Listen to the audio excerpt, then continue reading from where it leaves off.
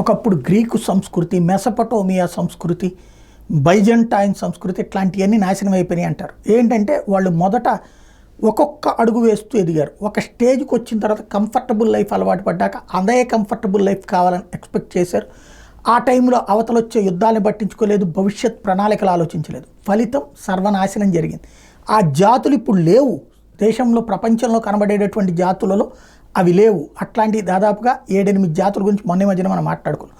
అందులో ఇప్పుడు కొత్తగా యాడ్ అవుతున్నటువంటి పరిస్థితి. దక్షిణ కొరియా జాతి అంతం కాబోతుంది. కొరియన్ల జాతి అంతం కాబోతుంది. వాళ్ళ పుట్టుక రేటు 0.8% పడిపోయింది. మొన్నే మనం మాట్లాడుకున్నాం. ఏదైతే ఎవరు మన ఆర్ఎస్ఎస్ చీఫ్ మోహన్జీ భాగవత్ చెప్పింది 2.1 కంటే ఎక్కువ బర్త్ రేటు లేదు అంటే, అంతకంటే పడిపోయింది అంటే ఆ జాతి అంతం ప్రారంభమైనట్టు. భారతీయుల్లో హిందూ జాతి 1.6 దగ్గర ఉండటం అనేది అత్యంత ప్రమాదకరం అన్నట్టు. అదే ఇప్పుడు ఇక్కడ కనబడుతున్నటువంటి సత్యం కూడా. కొరియా తర్వాత ఇప్పుడు అదే తరహా జాతి అంతమయ్యేటటువంటి పరిస్థితి సింగపూర్ కనబడుతుంది. సింగపూర్లో బర్త్ రేట్ 0.97% మాత్రమే.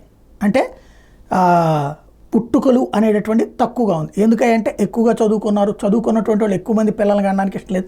ఇంట్లో వాళ్ళ ఆర్థిక పరిస్థితులు ఇచ్చి వాళ్ళు సంపాదించే దాంట్లో కంఫర్టబుల్గా ఒక్క బిడ్డ చాలు అనేటటువంటి 2, 3, 4, 5, 10 మంది ఉన్నప్పుడు ఈ జాతి ఈ దేశం నడుస్తూ వచ్చింది. ఇప్పుడు ఒకళ్ళకి వచ్చేటప్పటికి లేదా అసలు పెళ్ళిళ్ళకే లేట్ అయ్యేటప్పటికి జరుగుతున్నది చూస్తున్నాం. ఇప్పుడు ఇది కూడా అట్లాంటి కోణంలోకి వస్తుంది. సింగపూర్ కూడా పరిస్థితి రాబోయే రోజుల్లో సింగపూర్ వాళ్ళు అంటే ఇక రాబోయే రోజుల్లో inter caste marriage, inter religious marriage తరహాలు ఇంటర్ కంట్రీ మ్యారేజ్ జరగాలేమో. దేశాంతర వివాహాలు జరిగితే కానీ కొన్ని జాతులు మళ్ళీ సర్వైవ్ కావు.